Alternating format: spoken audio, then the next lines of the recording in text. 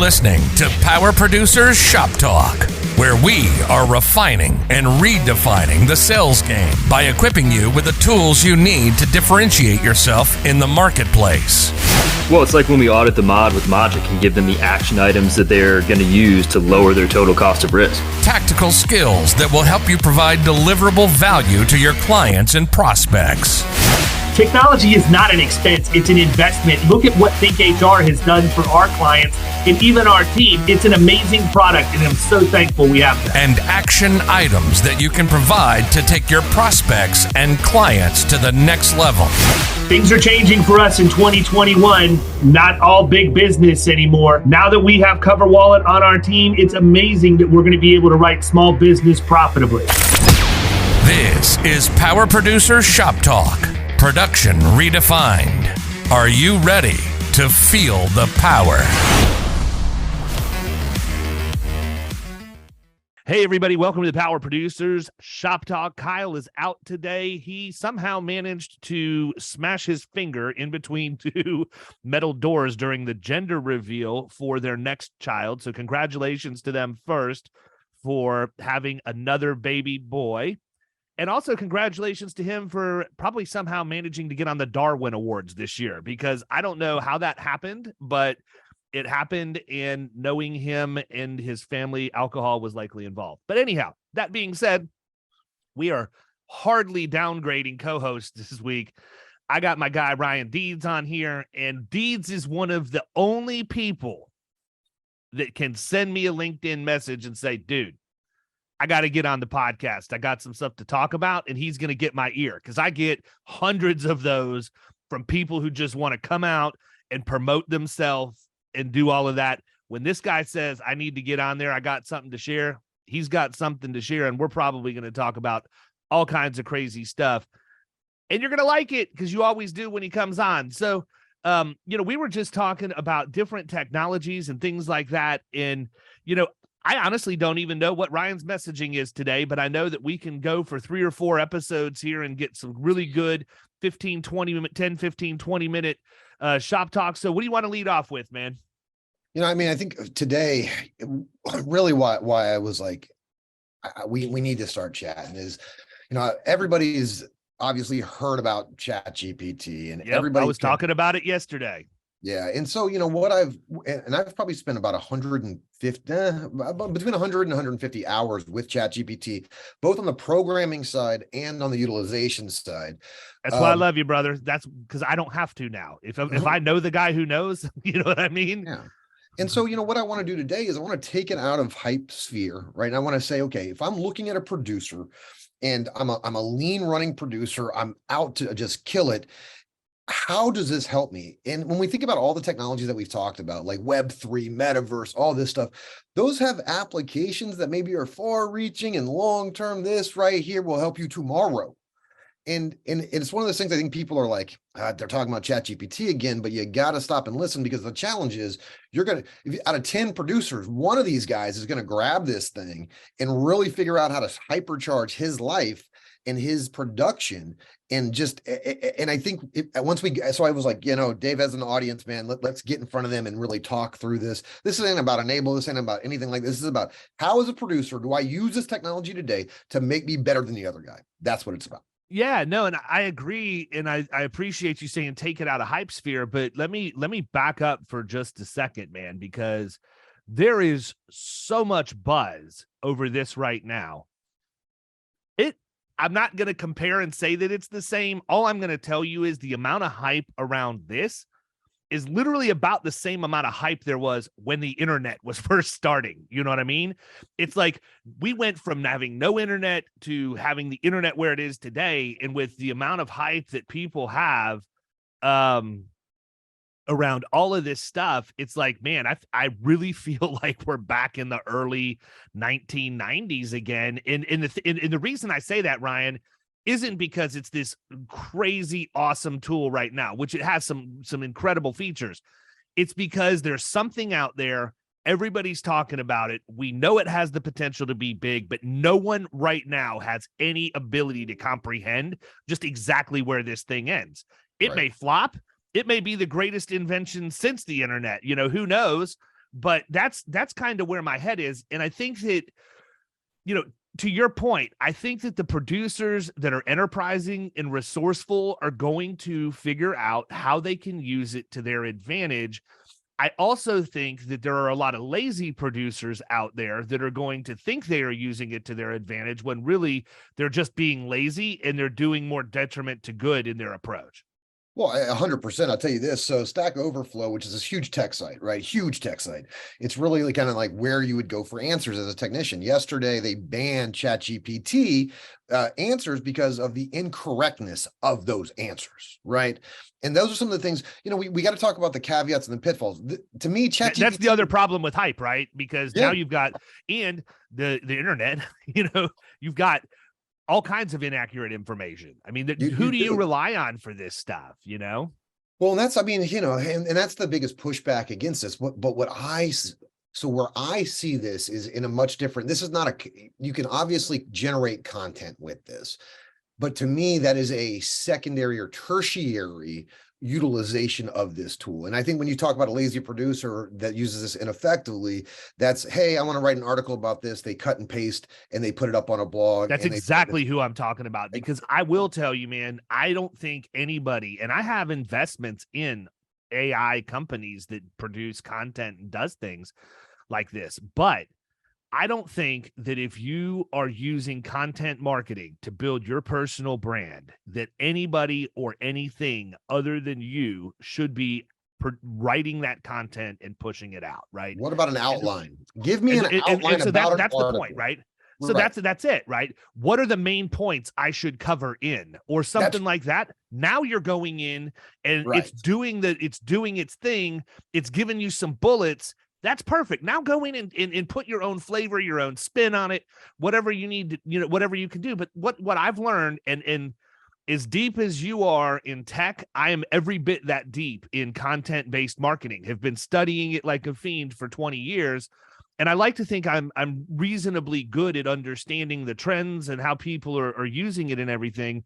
And the one thing I can promise you more than anything else is if your voice resonates with somebody, whether it's a book or a video or a podcast, if people resonate with your voice, they want to do business with you. That's why it's called inbound, right? They read something, it resonates, then they reach out, and now you have a lead. What happens when ChatGPT writes that article? The producer's completely unqualified to talk about the subject matter. Now you have somebody who got drawn in thinking they're going to talk to this subject matter expert that put this article together, and they're dealing with somebody that can't answer questions around it other than if it was something, that they read in the article generated by machine learning. That's where I see it being a huge problem. But I also see everybody in the industry gravitating toward that. Oh, man, I'm going to be able to write blog posts and do this and do that and everything else. And it scares me to death. Yeah, but the thing is this, there's already a plethora of AI detection tools that have now come out because I think what you're going to see is human authentic content becomes more valuable as this kind of as that boilerplate kind of output becomes more recognizable, and we have the tools for it.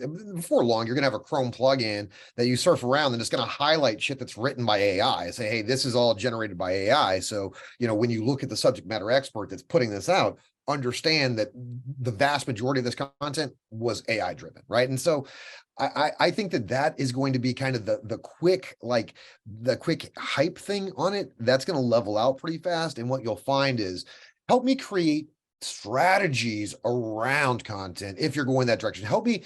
What are 10 different blog posts that I could write about this specific niche and this problem, right? So then it's giving you inspiration, and it's giving you lists of things that you now can take and say, okay, I'm going to take number 3. Can you help me create an outline for that? And then what would that structure look like? Now you take that and you go write that thing in your own voice.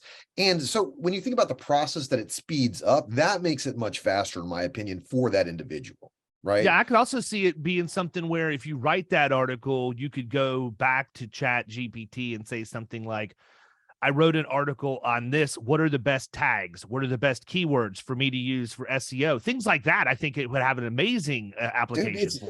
Dude, the power, so for me, my problem is this, right? I get to a place where I cannot ask enough.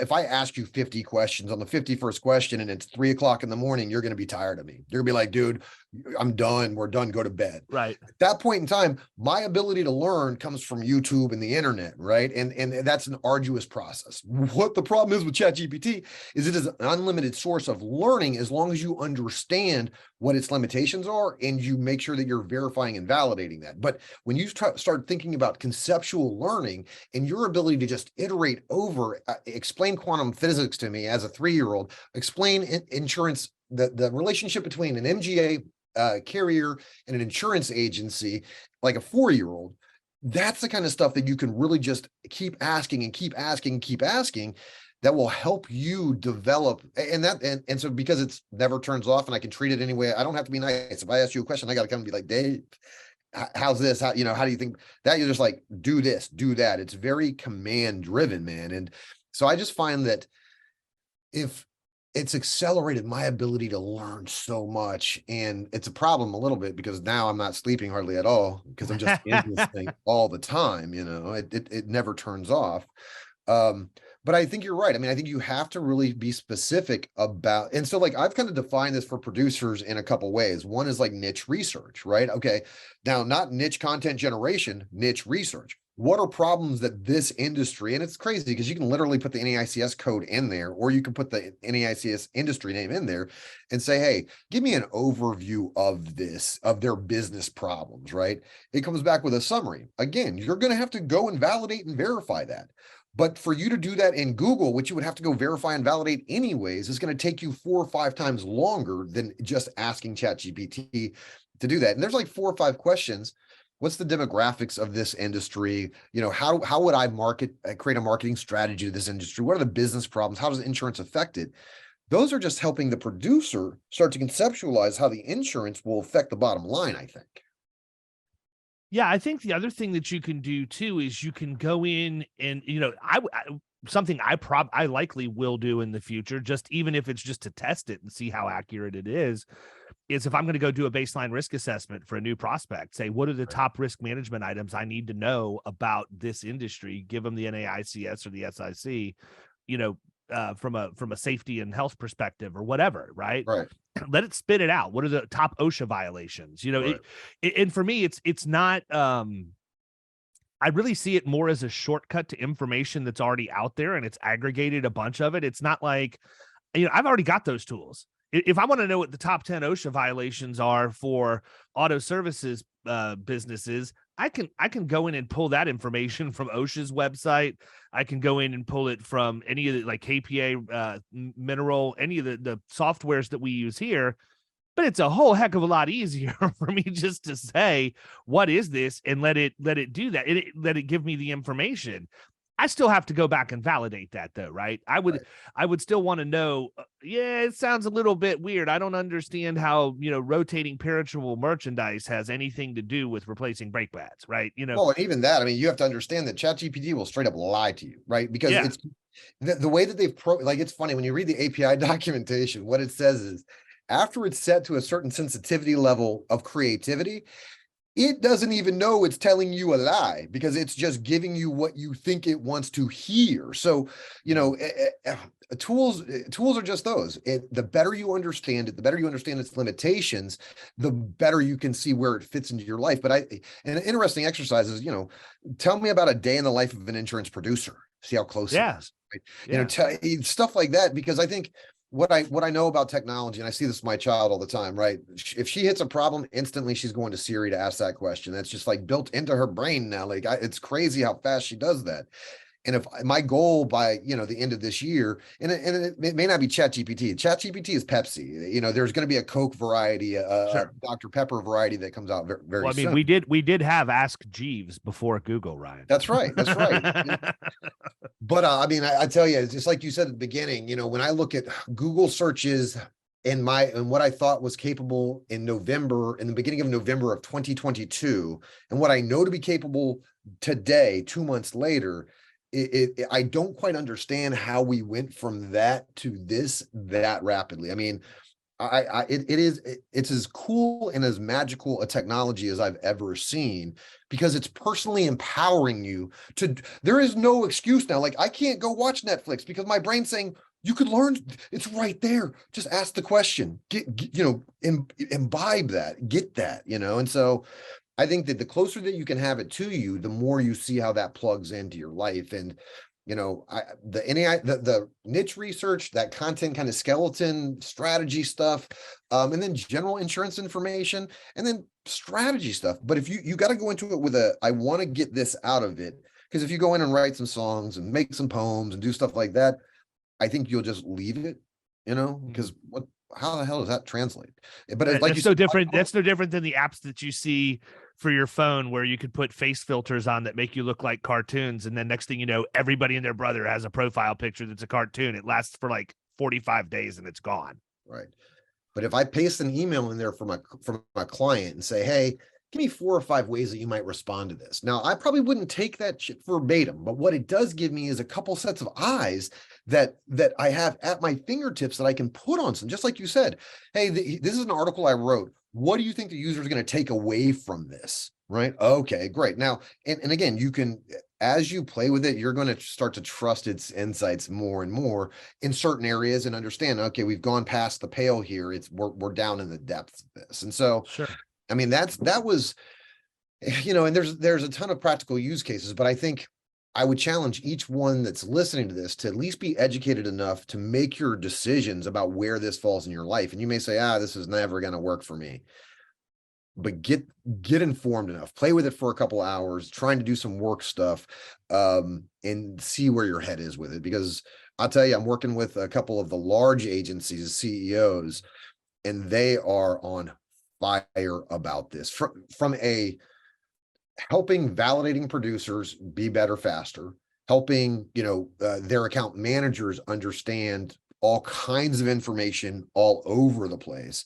So I'm an account manager that may not have a deep expertise in X niche. Now I can kind of ask some questions about that and make sure that here's a mechanism, or you upload your user manual and now I can access that all the time. Right. And so this is coming for those producers in those corporate environments pretty heavily, as they look at ways to really drive that sales force. And I feel like, we on the independent side often lag behind that a little bit because we don't have access. We have the exact same access as they do today. And so I think we should take advantage of that while we do. Yeah, no, I agree with that.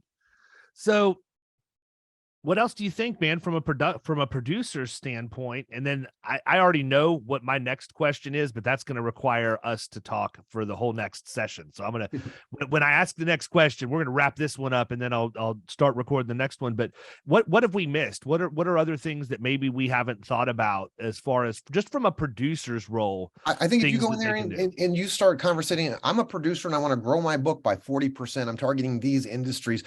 How would you do that, ChatGPT? And again, this is a question that you can ask like 5 people in your life. Who can you ask that to? You got to go to a Dave Carothers. I got to go to, a Nick Hunt, something like that to get that. This thing will give you those kind of frameworks for at least when you go and talk to those guys, you can now have another opinion that is out there that you can bounce it off of. I think that those kind of are critical components. I think really using it to help you understand the business problems of those industries, so you can use your insurance brain to tie back the solution of insurance to help that bottom line. Those are the most critical things. And then, helping you communicate in email and stuff like that. But I think the key is use it as much as you can, because this ChatGPT may go away, but there's going to be 20 other tools that are very similar to this using this prompt technology. And you got they're the first. They're the first one we're seeing, right? And they're probably not even the first. They're just the first one that's actually the flywheel's caught and people are talking about it, right? There's probably multiple technologies that did something similar that was operating in the shadows. And I'm not stupid enough to think that, somebody just built this overnight. They've been sitting back waiting. And, Google's in trouble, man, a little bit, I think, because Google could end up losing some market share over this just based on the ease of use for it for people, number one, and the type of responses that they get back. I don't know if it has anything to do with the layoffs and stuff that they're doing right now. I don't even know that it makes sense to project that. But one thing that I heard somebody talk, CJ Hudson Pillar. Yeah. So CJ was talking about. I put something out on Twitter about it a couple of weeks ago, and CJ commented on it, and he actually, or it may even have been Facebook, but he showed how he was using it to write code. I use it every night to write code because when I'm coding and I hit a problem, I got to go to Stack Overflow or call a buddy or do a lot of research. So now I'm stopped. Now I'm focused on this. With ChatGPT, I can literally just be like, help me understand why this isn't working. Paste my code in, or say, hey, generate code to connect to the Stripe API. I'm using Python. It's coming from a web page. Here's the framework. Where does this go in my code? And so I've already built a bot, a website. I've monetized like a Stripe access to this, tokenized it, and used ChatGPT to help write all of that code. Because my fear was they were gonna put a paywall or privatize this technology, and I never want to not have access to this. So that was my first thing: is I got to build private access for myself, and then if it goes away, we kind of bring some of that to the public at a cheap rate.